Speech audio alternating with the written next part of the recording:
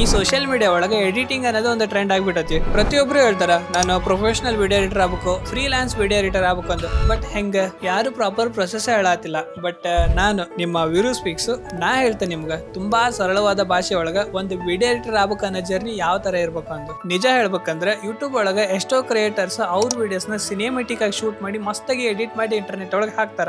So ಅದನ್ನ ನೋಡಿ ಕೂಡ ಒಂದಿಷ್ಟು ಜನ ಇನ್ಸ್ಪೈರ್ ಆಕಾರ. ಇನ್ನೊಂದಿಷ್ಟು ಜನ ಯಾವ ತರ ಇನ್ಸ್ಪೈರ್ ಆಕಾರ ಅಂದ್ರೆ ಇನ್ಸ್ಟಾಗ್ರಾಮ್ ಒಳಗವರು ಒಂದಿಷ್ಟು ರೀಲ್ಸ್ ನೋಡಿರ್ತಾರ, ನಾನು ವಿಡಿಯೋ ಎಡಿಟಿಂಗ್ ಇಂದ ಅಷ್ಟು ಸಂಪಾದನೆ ಮಾಡಿದೆ, ಇಷ್ಟು ಸಂಪಾದನೆ ಮಾಡಿದೆ, ನೀವು ಕೂಡ ಎಡಿಟಿಂಗ್ ಇಂದ ಲಕ್ಷ ಲಕ್ಷ ಹಣ ಸಂಪಾದನೆ ಮಾಡ್ಬೋದು. ಈ ತರದ ವಿಡಿಯೋಸ್ ನೋಡಿ ಎಡಿಟಿಂಗ್ ಕಲಿಬೇಕನ್ನ ಆಸೆ ಒಂದಿಷ್ಟು ಜನಕ್ಕೆ ಬಂದಿರ್ತೈತಿ. ಬಟ್ ನಾನು ನಿಮಗೆ ಏನ್ ಹೇಳ್ತೇನೆ ಅಂದ್ರೆ ಎಡಿಟಿಂಗ್ ಅನ್ನೋದು ಎಷ್ಟು ಸಿಂಪಲ್ ಅಂತ ನಿಮಗೆ ಅನಿಸುತ್ತಲ್ಲ, ಅದು ನಿಜವಾಗ್ಲೂ ಸಿಂಪಲ್ ಇರಲ್ಲ. ಇದ್ರೊಳಗೆ ಪೇಷನ್ಸ್ ಬಹಳ ಬೇಕು. ಸ್ಟಾರ್ಟಿಂಗ್ ಎಡಿಟರ್ ಆಗ್ಬೇಕಂತ ಎಡಿಟಿಂಗ್ ಜರ್ನಿ ಸ್ಟಾರ್ಟ್ ಮಾಡಿದಾಗ ಬಹಳ ಎಕ್ಸೈಟ್ಮೆಂಟ್ ಇರ್ತೈತಿ. ಕ್ಲೈಂಟ್ ಕಡೆಯಿಂದ ಅಥವಾ ಯಾರ್ದರ ಕಡೆಯಿಂದ ನಮ್ಗೆ ಫಸ್ಟ್ ವಿಡಿಯೋ ಎಡಿಟಿಂಗ್ ಪ್ರಾಜೆಕ್ಟ್ ಸಿಕ್ಕಾಗ ನಾವು ಎಡಿಟಿಂಗ್ ಕಂಪ್ಲೀಟ್ ಮಾಡಿ ಕೊಟ್ಟಿರ್ತೇವೆ. ಬಟ್ ಅವ್ರ ಕಡೆಯಿಂದ ನಂಗೆ ಕಲರ್ ರೀಡಿಂಗ್ ಇಷ್ಟ ಆಗಿಲ್ಲ, ಬ್ಯಾಕ್ಗ್ರೌಂಡ್ ಮ್ಯೂಸಿಕ್ ಅಷ್ಟೇನು ಚಂದಿಲ್ಲ, ಈ ಫಾಂಟ್ ಯಾಕೋ ನಂಗೆ ಈ ವಿಡಿಯೋ ಜೊತೆ ಮ್ಯಾಚ್ ಆಗೋಲ್ದು ಅಂತ ಈ ಥರ ರಿಜೆಕ್ಷನ್ ಬರ್ತಾವೆ. ಅಥವಾ ಎಡಿಟಿಂಗ್ ಎಲ್ಲ ಕಂಪ್ಲೀಟ್ ಆದ್ಮೇಲೆ ಅದನ್ನ ಸೇವ್ ಮಾಡಕ್ ಹೋದಾಗ ನಿಮ್ಗೆ ಒಂದಿಷ್ಟು ಪ್ರಾಬ್ಲಮ್ಸ್ ಬರ್ತಾವೆ ಎಕ್ಸ್ಪೋರ್ಟ್ ಮಾಡ್ಬೇಕಾರೆ. ಸೊ ಅವಾಗ ಗೊತ್ತಾಗತ್ತಿ ರಿಯಾಲಿಟಿ ಏನಂದ. ಅಂಡ್ ಆ ಮೂಮೆಂಟ್ ಡಿಸೈಡ್ ಮಾಡ್ತೈತಿ ನೀವು ಎಡಿಟರ್ ಆಗ್ಬೇಕ ಬೇಡ ಅಂತ. ಎಡಿಟಿಂಗ್ ಒಳಗೆ ಎಕ್ಸ್ಪರ್ಟ್ ಆಗ್ಬೇಕಂದ್ರೆ ನೀವು ಈ 5 ಪಾಯಿಂಟ್ ನ ನೆನಪಿಟ್ಕರಿ. First one, starting video editing ಕಲಿಯಾಕ ನಿಮ್ಮ ಹತ್ರ ಲ್ಯಾಪ್ಟಾಪ್ ಇದ್ರೆ ಲ್ಯಾಪ್ಟಾಪ್ನಾಗ ಸ್ಟಾರ್ಟ್ ಮಾಡ್ರಿ, ಇಲ್ಲ ಅಂದ್ರೆ ಮೊಬೈಲ್ ಒಳಗೆ ಸ್ಟಾರ್ಟ್ ಮಾಡ್ರಿ. Second one, software. ಈಗ ನಿಮ್ಮ ಹತ್ರ ಮೊಬೈಲ್ ಇತ್ತಂದ್ರೆ ನೀವು ಇಲ್ಲೇ VN ಆ್ಯಪ್, ಕೈನ್ ಮಾಸ್ಟರ್ ಅಥವಾ ಇದು ಯಾವ್ದು cap cut, Alight motion, so ಈ ತರ ನಿಮ್ಗೆ ಮೊಬೈಲ್ ಒಳಗೆ ನೋಡಕ್ ಸಿಗ್ತೈತಿ. ಅದೇ ನೀವೇನಾರ ಲ್ಯಾಪ್ಟಾಪ್ ಅಥವಾ PC ಒಳಗೆ ಏನಾರ ಕಲಿಬೇಕಂದ್ರೆ ಇಲ್ಲಿ ನಿಮ್ಗೆ Premiere Pro, DaVinci Resolve, Final Cut Pro ಈ ತರ ನಿಮ್ಗೆ ಸಾಫ್ಟ್ವೇರ್ ಸಿಗ್ತಾವು. ಸೊ ಇದ್ರೊಳಗೆ ನಿಮ್ಗೆ ಯಾವ ಸಾಫ್ಟ್ವೇರ್ ಬೆಸ್ಟ್ ಅನಿಸುತ್ತಲ್ಲ ಅದನ್ನ ಚೂಸ್ ಮಾಡ್ರಿ. ಸೊ ಥರ್ಡ್ ಒನ್, ಇಂಟರ್ನೆಟ್ ಇದಕ್ ಬೇಕಂದ್ರೆ ವಿಡಿಯೋ ಟ್ಯುಟೋರಿಯಲ್ಸ್ ನೋಡಕ್ಕೆ ಅಂಡ್ ಕೆಲವೊಂದು ಅಸೆಟ್ಸ್ ನ ಡೌನ್ಲೋಡ್ ಮಾಡಕ್ಕೆ. ನಾ ಇಲ್ಲಿ ಸಜೆಸ್ಟ್ ಮಾಡೋದು ಏನಂದ್ರೆ ನೀವು ರ್ಯಾಂಡಮ್ಲಿ ಯಾವ್ದಾರ ವಿಡಿಯೋ ನೋಡಕ್ ಹೋಗ್ಬೇಡ್ರಿ, ಇಲ್ಲೇ ಒಂದು ಪ್ಲೇ ಲಿಸ್ಟ್ ನ ಚೂಸ್ ಮಾಡ್ರಿ. ಅಲ್ಲಿ ನೀವು ಬೇಸಿಕ್ ಇಂದ ಹಿಡಿದು ಅಡ್ವಾನ್ಸ್ ಲೆವೆಲ್ ಒಳಗೆ ಎಡಿಟಿಂಗ್ ನ ಅರ್ಥ ಮಾಡ್ಕೋಬಹುದು. ಈಗ ರ್ಯಾಂಡಮ್ ವಿಡಿಯೋಸ್ ನೋಡಕತ್ರ ಹೆಂಗಾಗತ್ತೆ ಅಂದ್ರೆ ಈಗ ನೀವು ಒಂದು ವಿಡಿಯೋ ನೋಡಿರ್ತೀರಿ, ಆ ವಿಡಿಯೋ ಒಳಗೆ ಒಂಥರ ಹೇಳಿರ್ತಾರೆ, ಮತ್ತೆ ನೀವು ಯಾರ್ದೋ ಇನ್ನೊಬ್ಬರು ವಿಡಿಯೋಸ್ ನೋಡ್ತೀರಿ ಅವ್ರೊಳಗೆ ಒಂಥರ ಹೇಳಿರ್ತಾರೆ. ಸೊ ಅಲ್ಲಿ ನಿಮ್ಗೆ ಕರೆಕ್ಟ್ ಆಗಿ ಕಲಿಯಕ್ ಅರ್ಥ ಆಗಂಗಿಲ್ಲ. ಈ ವಿಡಿಯೋ ಒಳಗೆ ಏನಾರ ಮಿಸ್ ಮಾಡಿರ್ತೀರಿ ಅಥವಾ ಆ ವಿಡಿಯೋ ಒಳಗೆ ಏನಾರ ಮಿಸ್ ಮಾಡಿರ್ತೀರಿ. ಅದೇ ನಿಮ್ಮ ಹತ್ರ ಒಂದು ಪ್ಲೇ ಲಿಸ್ಟ್ ಇತ್ತಂದ್ರೆ ಆ ಮನುಷ್ಯ ಅದನ್ನೆಲ್ಲ ಅವ ಸ್ಟಾರ್ಟಿಂಗ್ ಇಂದ ಹಿಡಿದು ಎಂಡ್ ತನಕ ಒಂದೇ ಫ್ಲೋ ಒಳಗೆ ನಿಮ್ಗೆ ಎಲ್ಲಾನು ಹೇಳ್ಕೊಂತ ಹೋಗ್ತಾನ. ಸೊ ಅಲ್ಲಿ ನೀವು ಸ್ಟೆಪ್ ಬೈ ಸ್ಟೆಪ್ ಕಲಿಬಹುದು, ಒಂದು ಸ್ಟ್ರಕ್ಚರ್ ಫಾಲೋ ಮಾಡಬಹುದು. ಈಗ ನಿಮ್ಗೆ ಪ್ಲೇ ಲಿಸ್ಟ್ ಹುಡ್ಕೋದು ಯಾವ ತರ?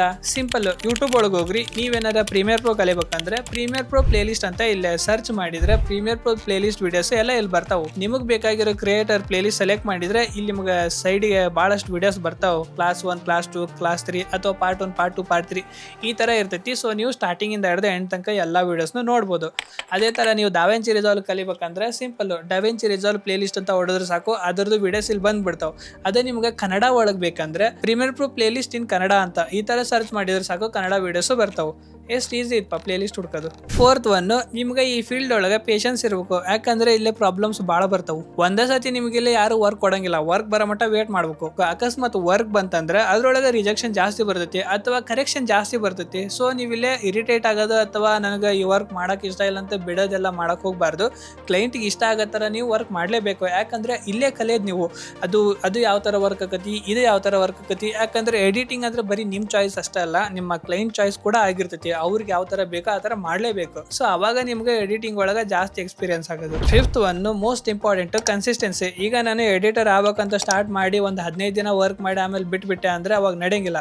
ನೀವು ರೆಗ್ಯುಲರ್ ಆಗಿ ಎಡಿಟಿಂಗ್ ನ ಪ್ರಾಕ್ಟೀಸ್ ಮಾಡ್ಬೇಕು, ಏನಾರು ವರ್ಕ್ ಮಾಡ್ಕೊಂತಾನೆ ಇರ್ಬೇಕು. ನಾವು ಈಗ ಒಂದು 15 ದಿನ ಬಿಟ್ವಿ ಅಂದ್ರೆ ಅದು ಫ್ಲೋ ಹೋಗ್ಬಿಡ್ತೈತಿ. ಸೊ ರೆಗ್ಯುಲರ್ ಆಗಿ ವಿಡಿಯೋ ವರ್ಕ್ ಮಾಡ್ಕೊಂತ ಇದ್ರಿ ಅಂದ್ರೆ ನೀವು ಒಂದು ಕನ್ಸಿಸ್ಟೆನ್ಸಿ ಫಾಲೋ ಮಾಡ್ಕೊಂತ ಇದ್ರೆ ಅದ್ರೊಳಗೆ ಎಕ್ಸ್ಪೀರಿಯನ್ಸ್ ಆದಂಗೆ ನಿಮ್ಗೆ ಇನ್ನೇನು ಹೊಸ ವಿಚಾರ ಗೊತ್ತಾಕವು. ಅಂಡ್ ಮಾರ್ಕೆಟ್ ಒಳಗೆ ಹೊಸ ಎಡಿಟಿಂಗ್ ಸ್ಟೈಲ್ ಬರ್ತಾ ಇರ್ತೈತಿ. ಇವಾಗ AI ಕೂಡ ಬಂದೈತಿ, ಅದ್ರೊಳಗು AI ಹೆಲ್ಪ್ ಇಂದ ಯಾವ ತರ ವಿಡಿಯೋಸ್ ಎಡಿಟ್ ಮಾಡ್ಬೋದು. ಸೊ ಇದನ್ನೆಲ್ಲ ನೀವು ಚೆಕ್ ಮಾಡ್ಕೊಂತ ಇರ್ಬೇಕು. ನಾನು ಒಂದು ವಿಡಿಯೋ ಎಡಿಟ್ ಮಾಡಿ 15 ದಿನ ರೆಸ್ಟ್ ಮಾಡ್ತೀನಿ, ಈ ತರ ಎಲ್ಲ ಮಾಡೋದಾದ್ರೆ ನೀವು ಪ್ರೊಫೆಷನಲ್ ವಿಡಿಯೋ ಎಡಿಟರ್ ಆಗಲ್ಲ. ಸೊ ಇವಾಗ ಸ್ಕಿಲ್ ಬಿಲ್ಡ್ ಮಾಡೋದು ಹೆಂಗ, ಇದನ್ನ ಸಿಂಪಲ್ ಆಗಿ ಹೇಳ್ತೇನೆ ನೋಡ್ರಿ. ಡೈಲಿ ಪ್ರಾಕ್ಟೀಸ್ ಮಾಡ್ಬೇಕು. ನೀವು ಜಾಬ್ ಮಾಡ್ತೀರಿ ಅಥವಾ ಕಾಲೇಜ್ಗೆ ಹೋಗ್ತೀರಿ ಅಂದ್ರೆ ನೀವು ಡೈಲಿ ಮಿನಿಮಮ್ ಒಂದು 2 hour ಟೈಮ್ ತೆಗೆದು ವಿಡಿಯೋ ಎಡಿಟಿಂಗ್ ನ ಪ್ರಾಕ್ಟೀಸ್ ಮಾಡ್ಬೇಕು. ಇಲ್ಲಪ್ಪ ನಾನು ಡೈಲಿ ಫ್ರೀ ಇರ್ತೇನೆ ಅನ್ನೋದಾದ್ರೆ ನಿಮ್ಗೆ ಒಂದು ಬಿಗ್ ಅಡ್ವಾಂಟೇಜ್ ಐತಿ. ಇಲ್ಲಿ ನೀವು ಮಿನಿಮಮ್ ಏನೇ ಇಲ್ಲ ಅಂದ್ರೂ 4 to 5 hours ಡೈಲಿ ಪ್ರಾಕ್ಟೀಸ್ ಮಾಡ್ರಿ. ನಾನು ಅವಾಗ್ಲೇ ಹೇಳ್ದಂಗ ನೀವು ಒಂದು ಸಾಫ್ಟ್ವೇರ್ ನ ಚೂಸ್ ಮಾಡ್ಕೊಂಡು ಯೂಟ್ಯೂಬ್ ಒಳಗ ಒಳಗೆ ಒಂದು ಪ್ಲೇ ಲಿಸ್ಟ್ ನ ಸೆಲೆಕ್ಟ್ ಮಾಡ್ಕೊಂಡು ಆ ವಿಡಿಯೋಸ್ ಮುಖಾಂತರ ಆ ವಿಡಿಯೋಸ್ ನೋಡ್ತಾ ನೀವು ಡೈಲಿ ಒಂದೊಂದು ವಿಡಿಯೋಸ್ನ ಎಡಿಟ್ ಮಾಡಕ್ ಟ್ರೈ ಮಾಡ್ರಿ. ಅಥವಾ ಆ ದಿನ ಏನ್ ಕಲ್ತ್ರಲ್ಲ ಅದನ್ನ ನೀವು ಪ್ರಾಕ್ಟೀಸ್ ಮಾಡ್ರಿ, ಅದನ್ನ ಎಕ್ಸ್ಪೆರಿಮೆಂಟ್ ಮಾಡ್ರಿ. ಅವರು ಯಾವ ತರ ವರ್ಕ್ ಮಾಡಿರ್ತಾರಲ್ಲ ಅದನ್ನ ಫಾಲೋ ಮಾಡಕ್ ಟ್ರೈ ಮಾಡ್ರಿ. ಸೊ ಇದು ನೀವು ಜಾಸ್ತಿ ಬೇಡ, ಒಂದು ಮಂತ್ ಕನ್ಸಿಸ್ಟೆನ್ಸ್ ಆಗಿ ಫಾಲೋ ಮಾಡ್ರಿ.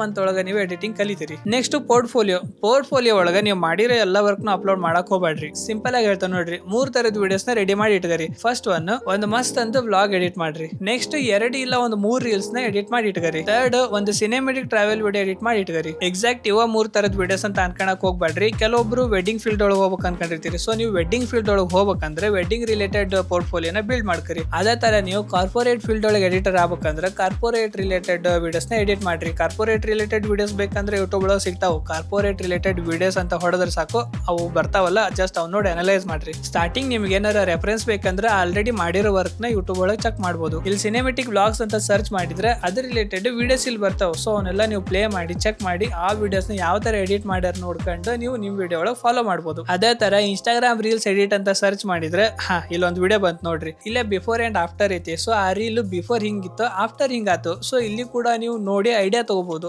ಸೊ ಅವರು ಒಂದು ರಾ ವಿಡಿಯೋನ ಯಾವ ತರ ಎಡಿಟ್ ಮಾಡ್ಯಾರ ಇಲ್ಲಿ ನೋಡ್ಬೋದು.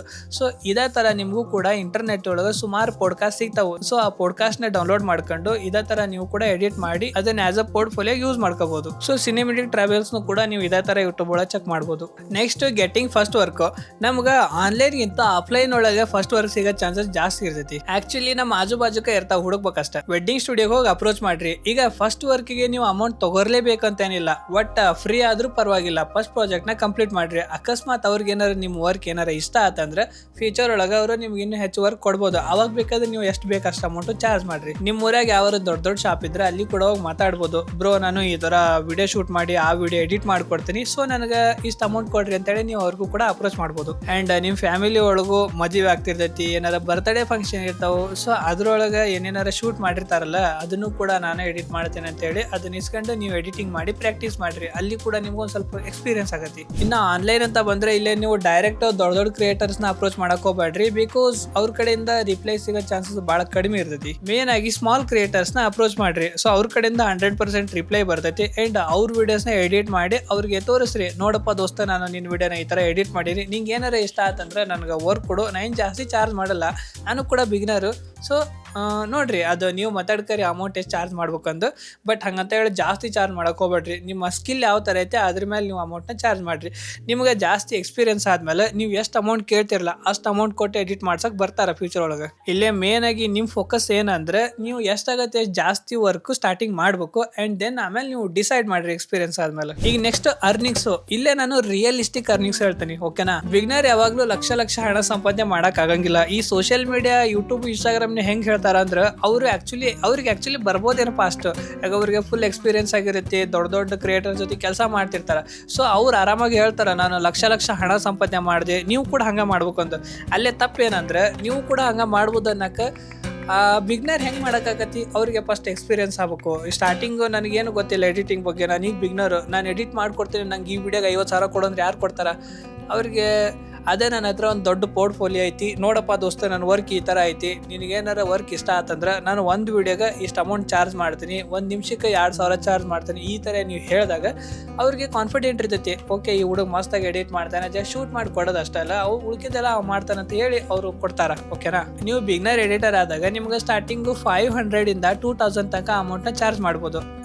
ನೀವು ಮಾಡ್ಬೋದು ಅಂತಲ್ಲ, ಮಿನಿಮಮ್ ಇಷ್ಟು ಬರ್ತೈತಿ. ಅದ್ರಾಗ ಒಂದು ಸ್ವಲ್ಪ ಎಕ್ಸ್ಪೀರಿಯನ್ಸ್ ಆತಂದ್ರೆ 5,000ದಿಂದ 15,000 ಅಮೌಂಟ್ ಚಾರ್ಜ್ ಮಾಡ್ಬೋದು. ನನಗೆ ಇನ್ನೂ ಸ್ವಲ್ಪ ಜಾಸ್ತಿ ಎಕ್ಸ್ಪೀರಿಯನ್ಸ್ ಆಗೈತಿ. ಇವಾಗ ಎಡಿಟಿಂಗ್ ಒಳಗೆ ನಾ ಪ್ರೋ ಅದನ್ನೇನದಾದ್ರೆ 30,000 ರೂಪಾಯಿಂದ 1,00,000 ತನಕ ಕೂಡ ಚಾರ್ಜ್ ಮಾಡ್ಬೋದು. ಬಟ್ ಇದೆಲ್ಲ ಬೇಗ ಆಗಲ್ಲ. ನಿಮ್ಮ ಹತ್ರ ಒಂದ್ ಸ್ವಲ್ಪ ಪೇಷನ್ಸ್ ಇರಬೇಕು. ಪೇಷನ್ಸ್ ಸ್ವಲ್ಪ ಜಾಸ್ತಿನೇ ಇರಬೇಕು. Next online versus offline reality. ಈಗ ಆನ್ಲೈನ್ ಅಂದ್ರೆ ಫೈವರ್, ಅಪ್ವರ್ಕ್ ಈ ತರದ ಪ್ಲಾಟ್ಫಾರ್ಮ್ ಅದಾವು. ಬಟ್ ಇವಕ್ಕೆಲ್ಲ ಕಾಂಪಿಟೇಷನ್ ಜಾಸ್ತಿ ಇರುತ್ತೆ. ಅಂಡ್ ಇಲ್ಲೇ ನಿಮ್ಮ ಪೋರ್ಟ್ಫೋಲಿಯೋ ಕೂಡ ಬಹಳ ಸ್ಟ್ರಾಂಗ್ ಇರಬೇಕು. ಅಂಡ್ ನಿಮ್ಗೆ ಇಂಗ್ಲಿಷ್ ಒಂದ್ ಸ್ವಲ್ಪ ಬರಕಬೇಕು. ಅದು ಆಫ್ಲೈನ್ ಫ್ರೀಲಾನ್ಸಿಂಗ್ ಅಂತ ಬಂದ್ರೆ ಇಲ್ಲೇ ನಿಮ್ ನೆಟ್ವರ್ಕ್ ಬಹಳ ಸ್ಟ್ರಾಂಗ್ ಇರಬೇಕು. ನೆಟ್ವರ್ಕ್ ಸ್ಟ್ರಾಂಗ್ ಅಂದ್ರೆ ಅಂದ್ರೆ ಯಾವ ತರ ನಿಮ್ ವರ್ಕ್ ಬಹಳ ಚೆನ್ನಾಗಿರ್ಬೇಕು. ಈಗ ನಾನು ಒಂದು ಕ್ಲೈಂಟಿಗೆ ವರ್ಕ್ ಮಾಡಿ ಕೊಟ್ಟನಿ, ಸೊ ಅವ್ಗೆ ಏನಾರ ವರ್ಕ್ ಇಷ್ಟ ಆತಂದ್ರೆ ಅವನ ಒಂದ್ 5-6 ಕ್ಲೈಂಟ್ ನ ಎಕ್ಸ್ಟ್ರಾ ತಗೊಂಬಂದ್ ಕೊಡ್ತಾನ. ಈ ತರ ನಿಜವಾಗ್ಲೂ ಆಕತಿ. ಬಟ್ ನೀವು ಮಾಡಿ ಕೊಟ್ಟಿರೋ ವರ್ಕ್ ಅವ್ರಿಗೆ ಇಷ್ಟ ಆಗ್ಬೇಕು. ನಿಮ್ ವರ್ಕ್ ಚೆನ್ನಾಗಿತ್ತಂದ್ರೆ ನಿಮ್ಮನ್ನ ಹುಡ್ಕೊಂಬಂದ್ ವರ್ಕ್ ಕೊಡ್ತಾರ. ನೆಕ್ಸ್ಟ್ ಪ್ಯಾಸಿವ್ ಇನ್ಕಮ್, ಇದು ಒಂಥರ ಚಂದ ಐತಿ. ಈ ಎಡಿಟಿಂಗ್ ಇಂಡಸ್ಟ್ರಿ ಒಳಗ ಅರ್ನಿಂಗ್ ಮಾಡಕ ಬರೀ ವಿಡಿಯೋ ಎಡಿಟಿಂಗ್ ಒಂದೇ ಅಲ್ಲ, ಇನ್ನು ಬೇರೆ ಆಪ್ಷನ್ಸ್ ಅದಾವು. ನೀವು ಬೇರೆ ಎಡಿಟರ್ಸ್ ಗೆ ನಿಮ್ಮ ಓನ್